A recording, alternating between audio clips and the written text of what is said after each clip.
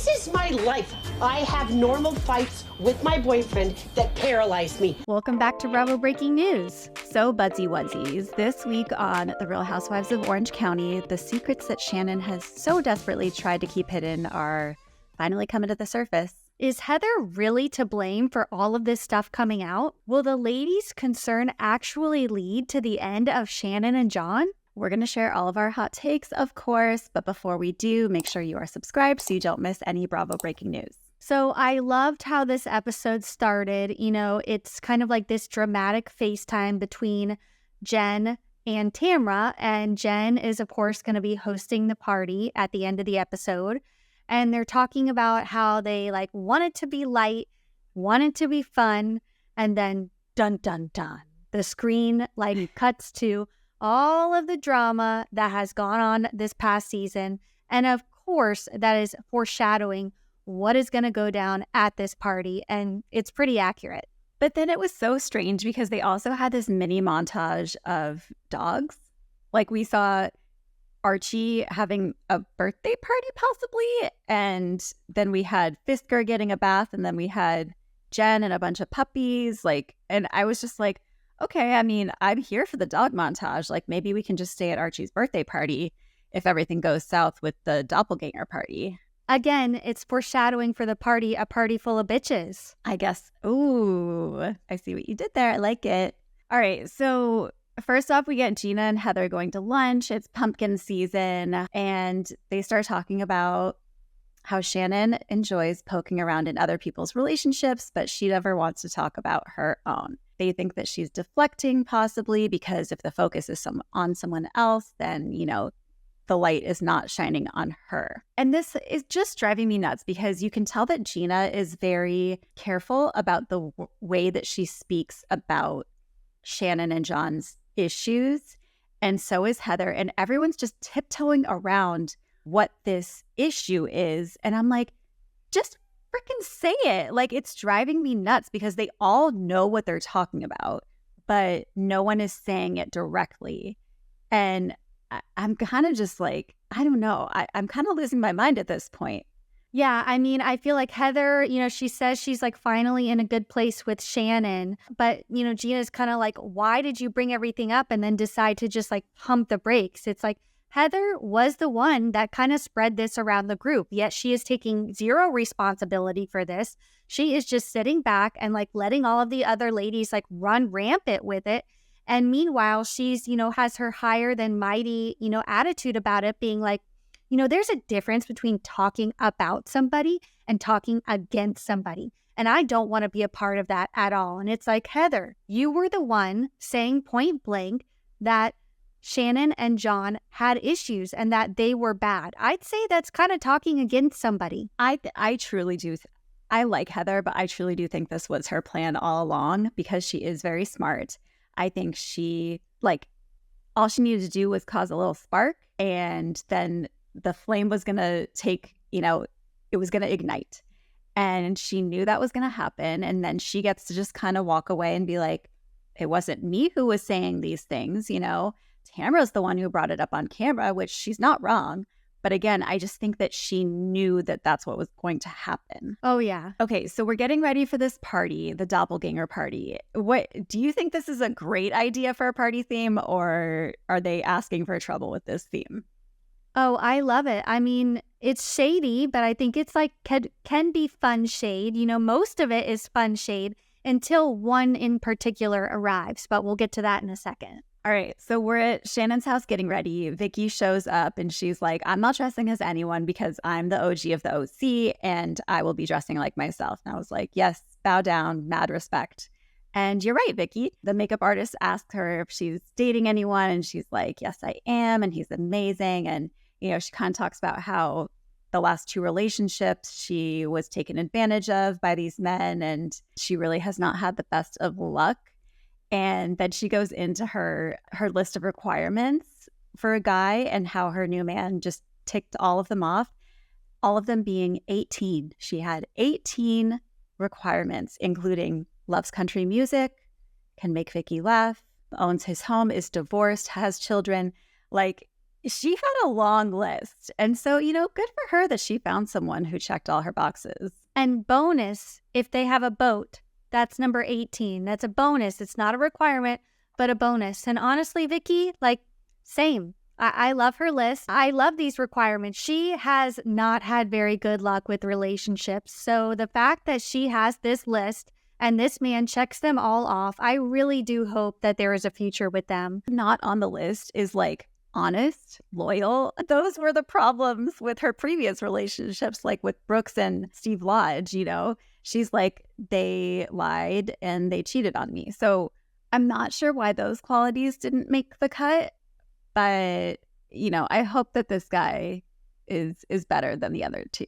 Well, I mean, hopefully those are qualities that every woman would want in every man. Maybe those just can be left unsaid and are just kind of assumed. But these were Vicky's specific requirements.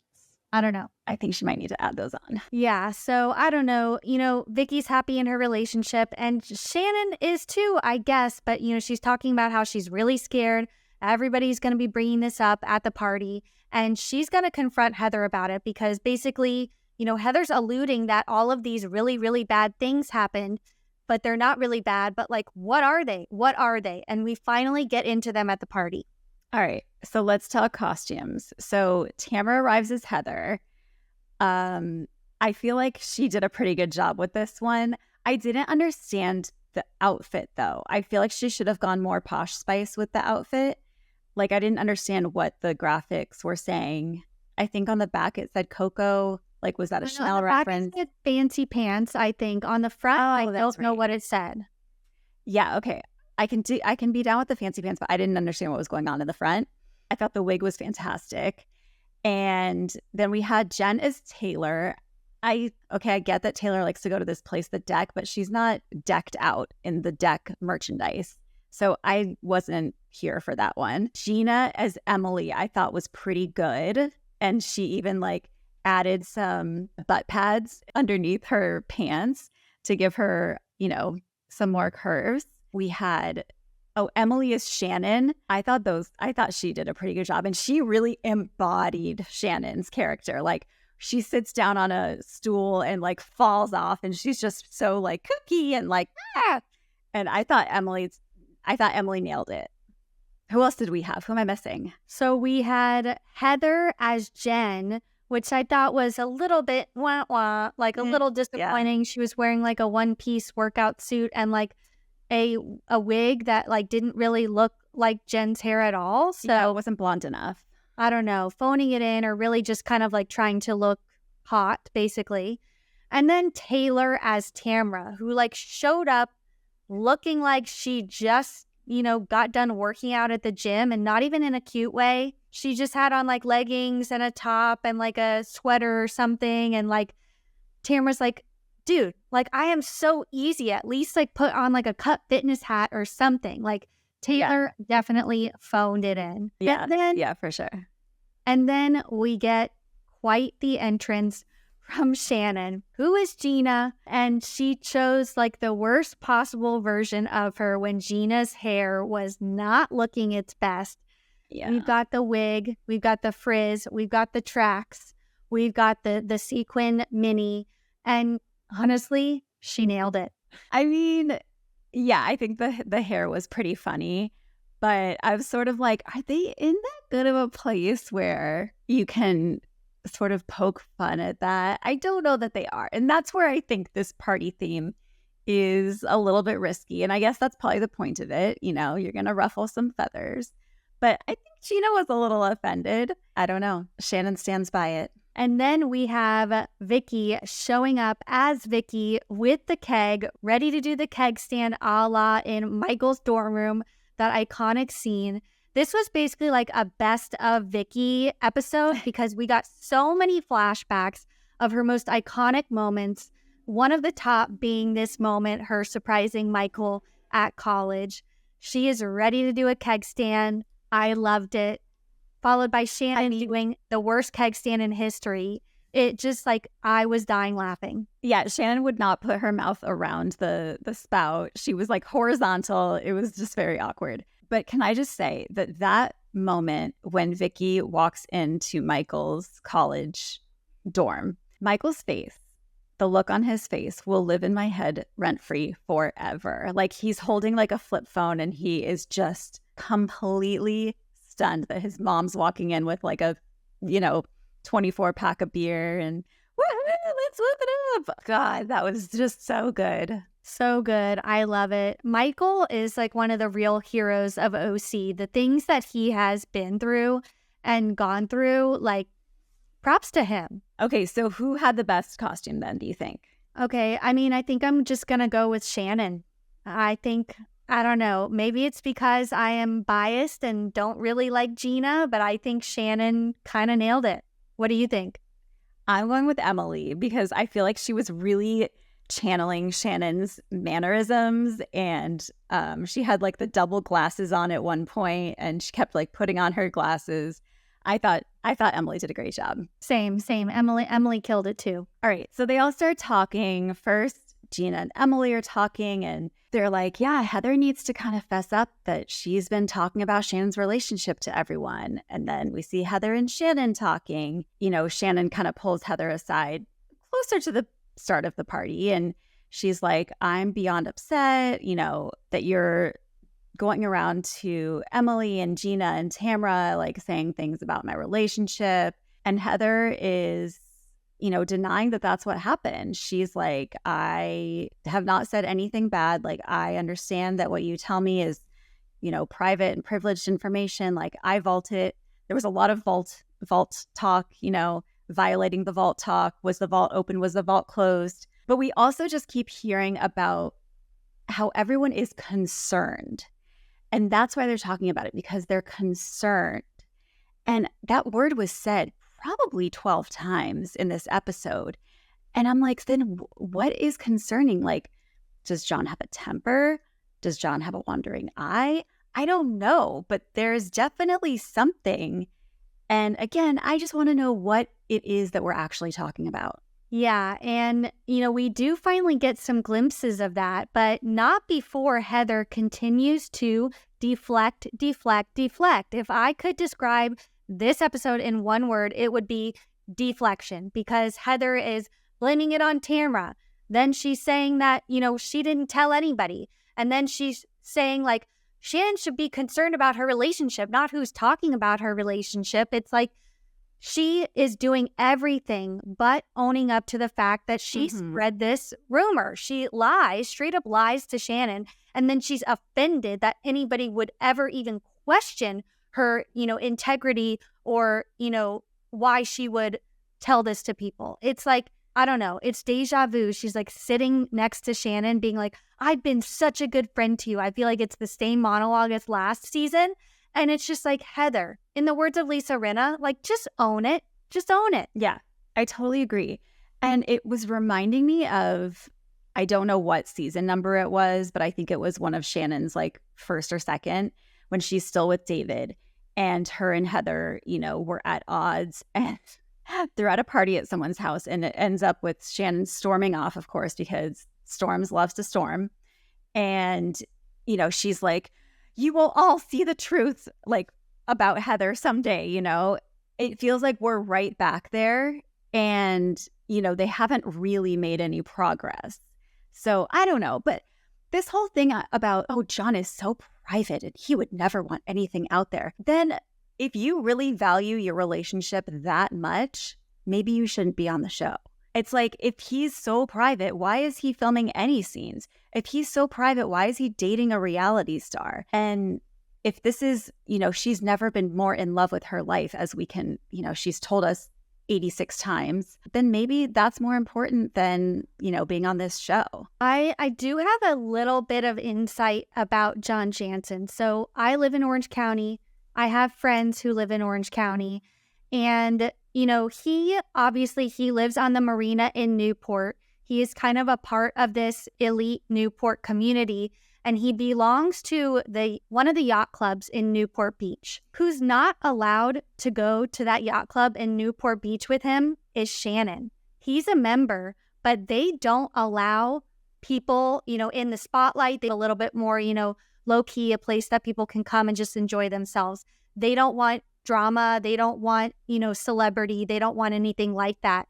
So I don't know. I have a feeling that John is trying to uphold this reputation in Newport Beach, and any little thing that might ruin that for him coming from Shannon would be like, that's it, like a red flag, like we're done. So I don't know. That's where my head went when all of this was going down with everything. But I don't know. We find out some pretty shocking stuff about him.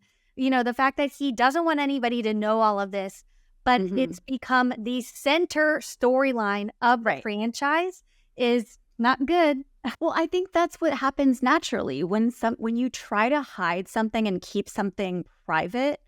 That's when people are going to start prying. Like if you give us a little something here and there, then you kind of keep us fed. And by Shannon becoming so defensive every time it's brought up, she's only making it worse. And by storming off every time and saying, I'm done. How am I going to talk to John about this? Like, how am I going to, move forward with him? Like, this is the end of us. She's making it worse. Yeah, no, totally. So, of course, like you said, Shannon storms off and she's basically like, nobody here knows anything about my relationship. I've never been more in love, but I've also never hurt more either. And we're all like, what? Like, excuse me, what? Like, I get what she's saying. It's a passionate relationship, so it kind of goes both ways. But like, it's just kind of crazy the things that we hear, It basically boils down to that they're in love and they care about each other, but we get in arguments just like a normal couple. And like, yes, of course, every couple gets in arguments, but hers seem to be ones that are really, really, I don't know, damaging the relationship, hurting her self-esteem, making their way around Orange County in not so good ways. Yeah, I mean, if your arguments are paralyzing you, in her words, I feel like that's not healthy. It's a little, I don't think that's quite normal. No, it's not normal at all. And then like Heather and Emily reveal some other stuff too. They say, John's really not invested in the relationship. Their dynamic isn't great. Their family dynamic isn't great. We know that Shannon doesn't get along with his daughter. Shannon pays for everything. He calls her fat. He calls her unattractive. He calls her names. Like, these are pretty, while she says there's no affairs going on, this is not a good look for John. Like these things that are coming out. No, you're right. I do feel like there's probably something deeper even than that. If there's, some sort of like verbal abuse, I feel like it probably does go deeper than that, and we're not going to get everything. But I don't know. It's just Shannon's just needs to like learn how to control her reaction to these kinds of things. She, starts walking away and she's like, no more cameras, like cameras down. I'm not crazy. I'm not a crazy person. This is normal stuff. And I just want a montage of how many times we've had Shannon walking off, telling the cameras to go down and insisting that she's not crazy. I feel like those are her 3 go-to moves at this point. And it's not a season unless we get that.